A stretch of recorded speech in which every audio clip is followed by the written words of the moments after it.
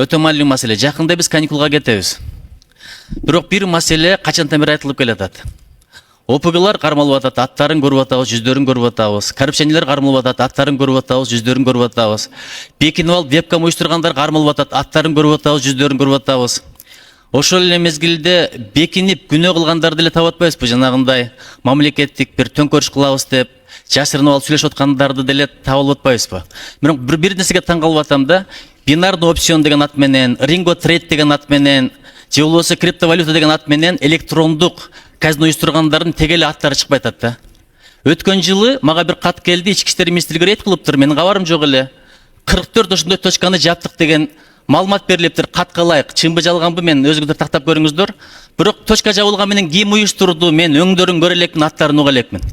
Мурда ойлойт элем аркасында ОПГ турат деп. ОПГ жок. ОПГ башчылары жок кылынды, таркатылды. Алар айтып атат, мынары ОПГ болбойбуз деп. Азыр эми суроо пайда болот экен. Эмне үчүн алардын аттары чыкпайт, көз көрүнө иштеп атса дагы.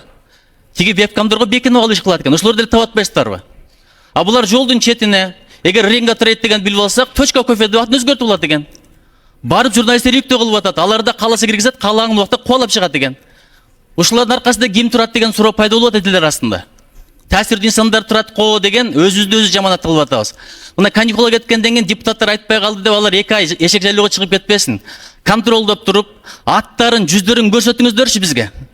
2 айда канча адамдын тагдыры талкаланат, канча адамдар банкрот болот, канча адамдар өзүн өзү өлтүрөт, канча үй бүлө бузулат. Ошон үчүн ушуну бир айтып коеюн дедим, протоколду тапшырым Мурат төрага. Ушуну бир өзгөчө көзөмөл алыңыздар. Анан 2 ай бою булар дагы семирип кетишпесин. Чоң рахмат. Мыйзам долбоорун бир эле мезгилде 2 жана 3 окууда колдоп бериңиздерди суранам. Рахмат. Урматтуу депутаттар, мыйзам долбоору боюнча суроолор барбы? Суроо берүү үчүн сөз Кадырбеков Нуржигит Кадырбековичте. Саламатсыздарбы? Суроо дагы деле келип, мындай бир нерсе бар да, кээде жакшы 10 ишти кыласың, арасында бир жаман иш болот да. Эмне үчүн оюнзук бизнесине дагы бул жакта бир жеңилдиктерди карап атасыңар? 453 статьяда турабы? Салык ставкалары дейт. Базалык ставкасы 4% өлчөмүндө оюнзук ишине салыктын ставкалары белгиленген базалык ставканын өлчөмүнүн чегинде Министрлер кабинети тарабынан өзгөртүлүшү мүмкүн дейт. Жагымсыз ишке жагымдуу шарт түзгөндөн жагдай жагымдуу болуп кетпейт. Ушуга ишениңиздерчи. Бул киреше бөлүгүн толукторуштун максатынын бири да. Эми аябай жакшы өзгөртүүлөр бар экен. Бирок ошого окшогон бир арасында бирдеменин катып келгениңиздер түшүнө албайм дейм. Эмнеге эле ушул оюнзук бизнесине эле бир шарттар түзүп берип атасыздар, мен такыр түшүнө албайм. Балким менин акылым жетпейби буга? Балким бирөөлөрдүн кызыкчылыгы бар, эч эле түшүнө албай койдум ошону. Бул дагы мына 2 окууда киргизилиптир. Мен азыр түңүнөн колдоюн деп атканмын, капыстан көрүп калгандагы кыжылатчылыгым болуп атат. Эми жобуңуз ушул да туурабы? Жагым шарт түзөбүз, киреше көбөйүш керек, тигилер жашырбай алып келиш керек дегендей. Ооба. Анда аттин кап. Эми экинчи маселени караңыз, жанагы мен бай айтып кеттим. Бул жерде азыр укук коргоо органдарынан жок экен, ошол онлайн казино, электрондой казино өздөрүнүн аттарын башкача айтат алар. Биз финансовый операция кылып атабыз, тигиле эле бул эле деп. Эмне үчүн ушуга эч ким чара көрө албай атат, түшүнө албай атам да. Мен бай айтып кеттим.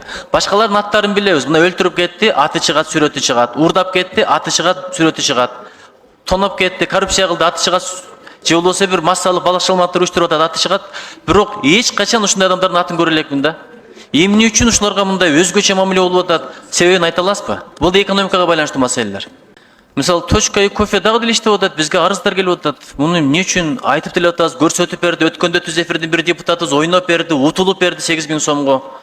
Чара көрүлбөй атпайбы? Сунушум баягы сөздөрүңүздөргө ишенип, балким айрым депутаттар добуш берген жылына 3 миллиардтан киреше табылат депчи. Казинодон андай киреше кирген жок. Айтат го сөзүңө жооп бер деген сөз бар да, мындай бир жигиттердин арасындачы. Сөзгө жооп бере албай калдык. Эми бир ушул биздин чакырык бүткөнчөктө өзүңүздөр мыйзам долбоорун даярдап келсеңиздер, казинону кайра жокко чыгарган тарыхта калат элеңиз да. Эгер ушул закон долбоорун даярдап келсеңиз, кийинки эмне алып келсеңиз да мен карабай туруп колдоп берем. Ушуга баралычы. Караңыз, жылына 3 миллиард деп, азыр сурасам 100 миллиондой түшкөн жок, туурабы? Бирок дагы деле үмүт менен дагы деле акчасын чыгарып берет, салыгын берет деп туруп жеңилдиктерди карап атасыздар. Мындан жакшылык болбойт, мен сизге гарантия берем. Кимбир айтмакчы, на спор пойдем дегендей, жакшылык болбойт, жөн гана курула үмүт да, курула үмүт. Комитет чечими Кыргыз Республикасынын Министрлер кабинети тарабынан демилгеленген салык салуу жана социалдык камсыздандыруу чөйрөсүндөгү Кыргыз Республикасынын айрым мыйзам актыларына өзгөртүүлөрдү киргизүү жөнүндө Кыргыз Республикасынын мыйзам долбоору экинчи окууда сунушталат. Кабыл алып беришин суранат. Аппарат кошумча каттоону ачыңыздар. Каттоодон 86 депутат өттү. Урматтуу депутаттар, мыйзам долбоорун экинчи окууда добушка коем, добуш бериңиздер. Макул 52, каршы жок, баары 52, катталды 86, мыйзам долбоору экинчи окууда кабыл алынды. Данияр Эрмекович. Кыргыз Республикасынын мыйзам долбоору үчүнчү окууда кабыл алууну Кыргыз Республикасы Жогорку Кеңешине сунуштайт. Рахмат. Аппарат кошумча каттоону ачыңыздар. Каттоодон 86 депутат өттү. Урматтуу депутаттар, мыйзам долбоорун үчүнчү окууда добушка коем, добуш бериңиздер.